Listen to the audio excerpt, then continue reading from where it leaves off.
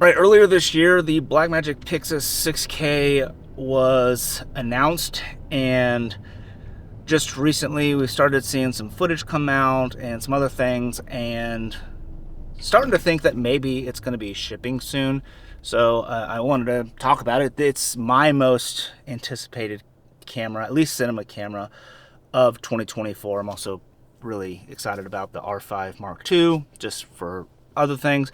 But the Pyxis 6K is really the camera that I've been most excited about because it's going to be in heavy rotation for my client work. I have the Blackmagic Cinema Camera 6K full frame, and I've been using it over the last couple of months on a client project, kind of a doc style project, and I just love the image that comes out of the Cinema Camera 6K. Now, I've been using the Cinema Camera 6K full frame as a B camera on this project simply because I had started the project before I got the 6K full frame, so I started out with the Komodo X as my A camera, and just for like consistency's sake, I just kept everything the same throughout the project. But my gosh, so many of the times I end up using the cinema camera, the Blackmagic, the B camera angle, just because it looks so good. I just love the Blackmagic image. Now, as much as I love the Cinema Camera 6K full frame image, I don't think that form factor lends itself to be a proper A camera. And I've said it a long time. I mean, I've owned so many Blackmagic cameras, and the only camera that I really felt like was a proper A camera was the Ursa, or the Ursa line of cameras, the 12K or the G2 or stuff like that. Now, I love the form factor of the Pocket G2 and the Cinema Camera 6K full frame, the Pocket 6K Pro, and all those, but I've just never really liked using them as an A camera because it's just a clunky kind of Frankenrig to build it out. And the Pyxis 6K solves that issue for me in a couple of ways. Number one, it has that more riggable form factor, that box style form factor. And there's a lot of mounting points all over it to put a top handle, to put a side plate on it, to put all kinds of different stuff. And a bunch of manufacturers already have solutions out there, have already released pre-orders or designs or concepts for the Pyxis 6K. And that's really exciting because it's not just a top handle that you want to put on or side handle, but it's rigging up things like a Teradek or a wireless follow focus or anything like that. And sure, you can do that on the 6K full frame form factor, but it's much more clunky, and it just doesn't look as clean and professional as I like when I walk on set. And it's also just more of a pain to set up. The Pyxis also has better I/O, in my opinion, for a proper A camera. Number one, it has an SDI port, which is huge. I much prefer SDI over HDMI any day of the week. It's just a more robust connection, and I just prefer it.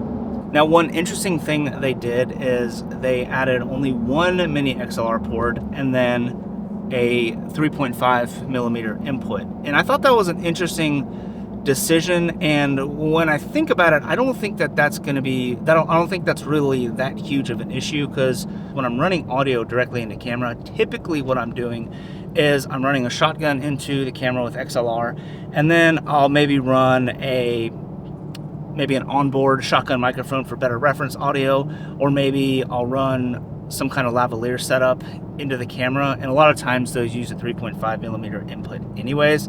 So I think from like a quick run and gun setup for audio, I think the decision to use mini XLR and 3.5 millimeter actually, like, for my workflow, is going to work perfectly fine. But I will be interested to test the preamps on the Pyxis just to make sure that, you know, they actually do sound good. They've sounded good on pretty much all the other Blackmagic cameras, the recent ones with XLR, so I don't have any doubts that that's going to sound good.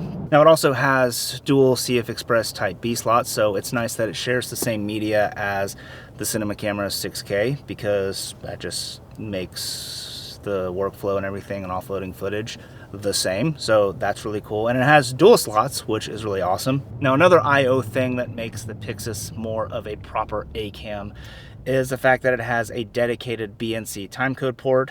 It's more of like an industry standard for timecode. The industry standard really is like a 5-pin or a BNC timecode. And BNC timecode cables are really easy to find and really affordable. And timecode, I've talked about it a ton on this channel, is so useful to have in your workflow and doesn't add that much to the process. I'm not going to get into all the reasons in this video, but for my workflow, timecode is a massive workflow improvement. So having a dedicated timecode in is huge, because now I don't have to share the microphone port with the timecode port, and I'm not a fan of just jamming timecode. I'm much more of a fan of keeping a constant timecode feed into the camera, and it's nice to have that and also have better reference audio with like an onboard 3.5mm shotgun microphone, like the Rode microphones or something like that. So all those kind of things kind of make it more of a proper A-cam for me. And then this morning, this is actually funny that I'm filming this today, because I was planning on filming this yesterday, had the office set up with a light and all that kind of stuff, got my microphone all up, and then I had ran into a massive sewer issue, backup issue, and called a plumber. I have roots in the sewer. It's a whole thing. So the reasoning kind of stinks, no pun intended, but the timing was actually good, because this morning they announced the Blackmagic Pyxis monitor, which just like elevated my stoke times 10 for this camera, because now you have a proper monitoring solution that's super clean, uses one cable, and it's only $295, which I thought was a typo when I saw like the description on Instagram. I was like, oh, there's no way. Maybe they forgot to put a 1 or a 0 or something like that. No, it's $295. That's absolutely insane. You can get it rigged out. I think you can get different packages. Like there's three different packages. Like the monitor, there's a monitor with just a little mount, and then a monitor with the EVF mount. And the monitor with the EVF mount, the most expensive one, I think is like $695 or $645 or something like that, which is absolutely insane. I have the red DSMC3 monitor. Mind you, it's a 7-inch monitor, and it's made by Small HD, so it has all of Small HD's tools and their panels and everything like that. But that monitor is almost $3,000. So the fact that there's a 5-inch monitor for $300, that's awesome. That's amazing. So what this does is it gives you full camera control, all that kind of good stuff, over just one USB-C cable. So what that does is that frees up the SDI port, and that allows you to use the SDI port for sending out a feed to a video village or a director's monitor, or sending out a wireless feed for a first AC, or whatever the case may be. That gives you the ability to send a totally different signal out over SDI, which is awesome. I mean, that's like another thing that just makes this more of a proper A-cam setup. Having two outputs is massive. Now, one of the outputs is obviously USB-C, and in the little presentation, Grant mentioned that you can use a longer USB-C cable if you are running this on an overhead rig, like a top-down rig, or on a crane or jib or something like that. So I'm not sure if it's like a special kind of USB-C cable. I'm sure we'll get more information on that in the future. But if you could run a 10 or 15 foot USB-C cable and still get camera control, that's massive. That's so massive. So hopefully Blackmagic will come out with their own USB-C cable with the locking connectors at different lengths. That'd be really cool. But if not, I'm sure third-party manufacturers will come out with something that will solve that. Oh, and then we got to talk about price.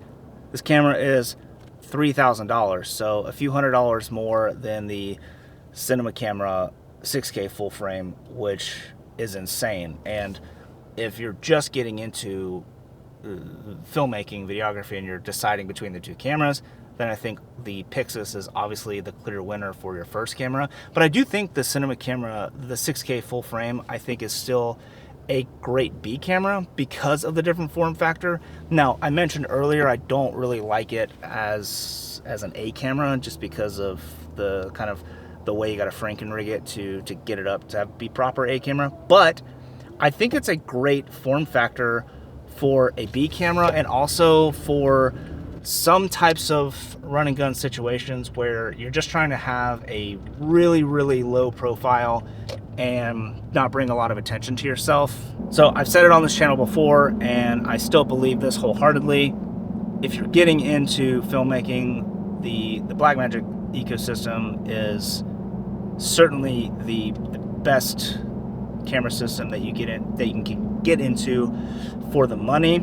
I think the cinema camera 6K full frame and the Pyxis, that's a great little combo for those that are just getting out or seasoned professionals. Like, I plan on using the Pyxis and the 6K full frame as an A cam B cam setup a lot, like probably more than I'll use my Komodo X, because the image is just beautiful. And then I'd say probably the only time that I would deliberately choose the Komodo X over the Blackmagic is if I need the global shutter, if I'm doing like any kind of hard mounting for anything, or like maybe I decide to put it on a black arm or something like that.